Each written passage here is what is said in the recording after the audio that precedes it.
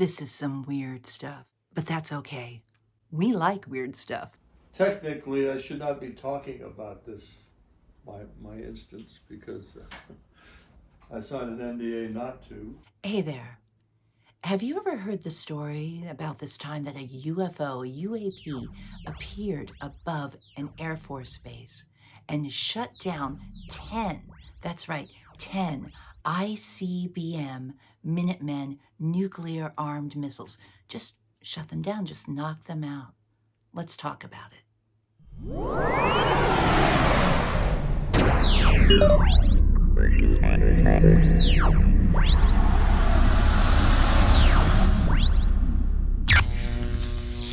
Hey there. Good afternoon, good evening, good morning, wherever you are in your part of the world, on this part of the planet, in this part of the cosmos or beyond. Welcome to the Higher Frequency Network, and I'm your host, Renee Lynn, where we discover the strange and unusual, which is kind of perfect that I'm here as your host because I myself am a bit strange and unusual, to quote Lydia Deetz. Yeah. So I have a feeling that if you're here, you're interested in UFOs, UAPs, the unexplained, the mysteries of the universe. But so many of us who are interested in UFO and UAP phenomenon are very curious about the idea of visitation, right? Perhaps you've had a visitation yourself. Perhaps you haven't. Maybe you don't even believe, or maybe you're on the edge of belief. Perhaps you might have heard about this story when in 1967, UFOs appeared and had a visitation over an Air Force base. And what did they do? They actually disarmed the missiles at this particular Air Force base. I recently caught up with retired Air Force Captain Robert Salas at a recent Hollywood Disclosure Alliance meeting. Robert believes that the extraterrestrials are trying to tell us something. They have a message about our involvement with nuclear weapons, and clearly he thinks the ETs are here to say, WTF? Let's check in with Robert and see what he had to say. There is a very strong secrecy cabal in the government that's been at this a long time, since Roswell, I think. It'll go to many lengths to keep the secrets from coming out. And of course, they're tied in with the military-industrial complex. But they are a very well organized, well funded, and determined organization, I think, secret organization within government. They'll do what they can to put a kibosh to this and keep it from happening. Robert's referring to an opportunity to testify before Congress. Technically, I should not be talking about this, my instance, because I signed an NDA not to, but I rationalized and went ahead anyway. And the first person I told was sitting right here.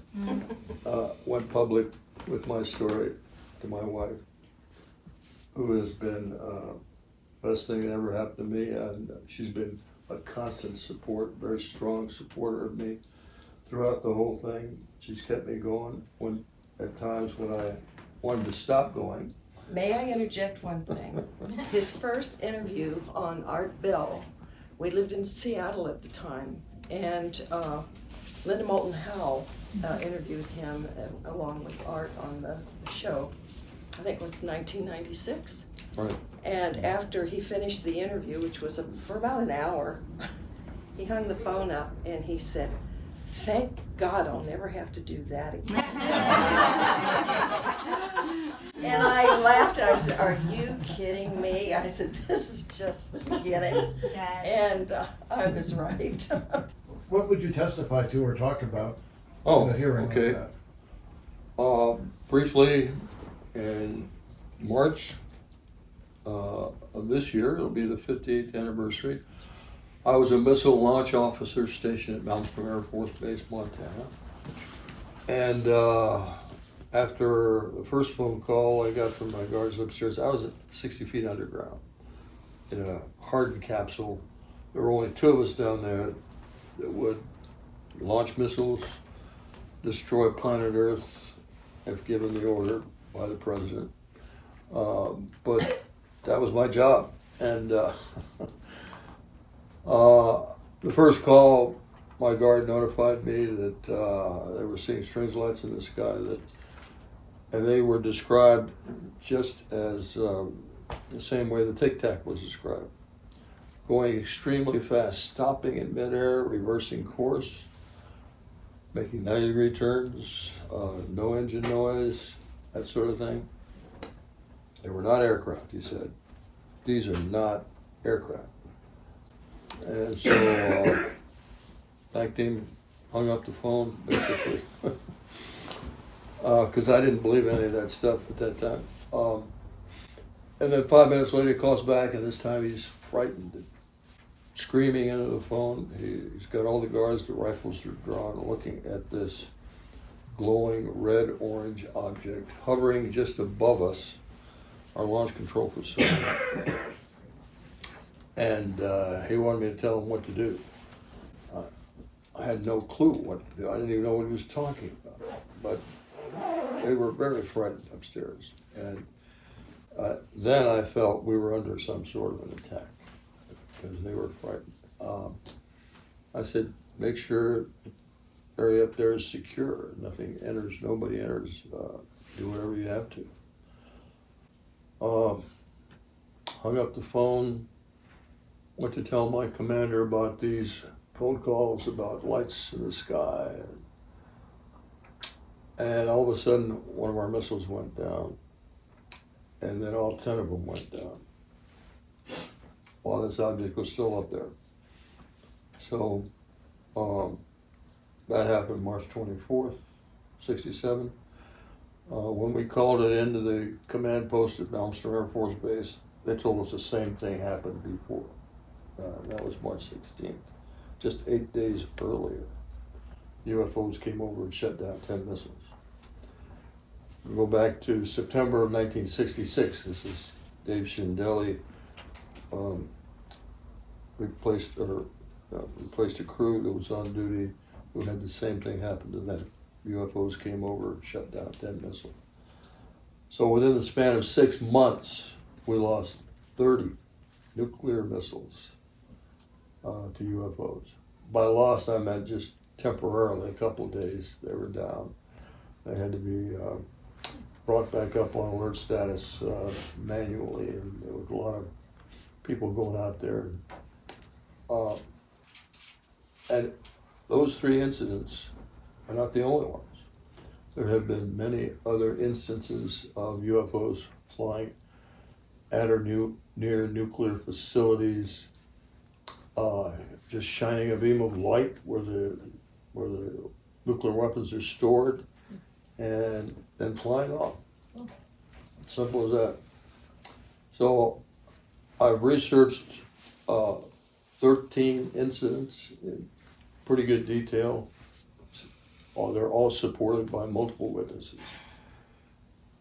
So I've come to the conclusion that they were not trying to, damage our weapons. Our weapons were not damaged at all. The equipment was not damaged.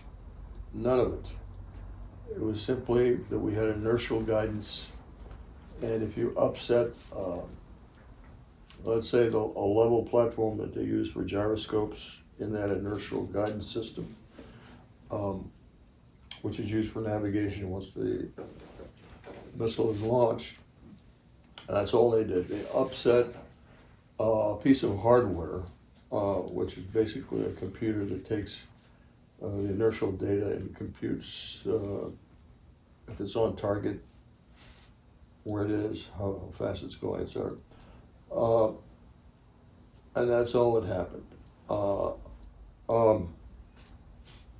Bottom line is they are sending us a message that it is absurd. I think the term I used was WTF. You remember that? Working clean, Bob. Working clean. I did. I used the initials. That's right. No, that's right. Known around. WTF are you doing with these weapons? they could completely destroy planet Earth very easily. And that's the message we're getting, I think. Now, if you want to take a deeper dive into these stories and experiences, Bob has written a couple books. One is called Unidentified, the UFO Phenomenon, How World Governments Have Conspired to Conceal Humanity's Biggest Secret. He's also written UAPs and the Nuclear Puzzle, Visitations, National Security, and the Need for Transparency. Check on places like Amazon for different types of formats, audiobooks, and Kindles. Bob is very well connected to the UFO community, and I love this quote from Stanton Friedman. Fasten your seatbelt. You're in for a fascinating ride. Just sharing a bit of thanks and gratitude for Robert Bob Salas for sharing his story at the Hollywood Disclosure Alliance meeting along with his charming wife, Marilyn. She's an amazing energy worker. Loved getting to know her. She's awesome. They're both going to be at Contact in the Desert, which is coming up very, very, very soon. Let me put something up on the screen here. Contact in the Desert is sort of like the Woodstock of UFO conventions, taking place this year in 2025 on May 29 through June 2nd. Now, this is not some silly tinfoil hat affair. We have expert presentations going on, amazing panels and workshops from renowned ufologists, government whistleblowers, alien abduction specialists. There is just something there for everybody, whether you're just starting to explore the world of UFO and UAP sightings yourself, alien encounters, government and UFO disclosures, if you're a seasoned researcher looking for the latest findings, or if you're brand new, Contact in the Desert really does have something for you, for everyone. Why am I so excited? Well, I spend time at Contact in the Desert myself, and I also provide frequency work there, and I give nightly sound baths. So come on out if you're curious. We'd love to see you there. We'll leave some contact information in the comments. You can go to contactinthedesert.com in the meantime.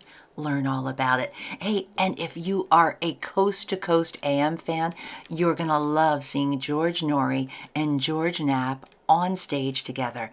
This year as well, we have Josh Hayes from Expedition Unknown. And fun fact, I used to do a ton of work for his show and a bunch of the paranormal shows on the Discovery Channel and Travel Channel. Thanks for tuning in to the Higher Frequency Network. It's been a pleasure. Hope we get together again real soon.